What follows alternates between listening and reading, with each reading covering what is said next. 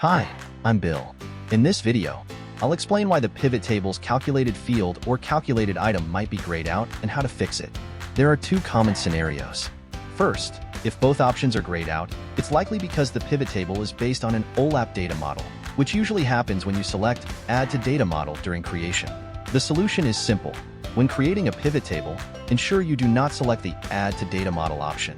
As you can see now, both the calculated field and calculated item are available.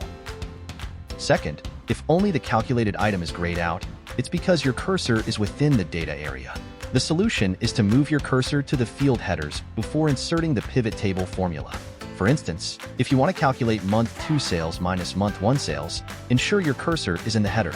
Now, when you insert the calculated item, it becomes available. If I place the cursor in the value area, you'll see the calculated item is grayed out. But when I move it to the header, the calculated item becomes available.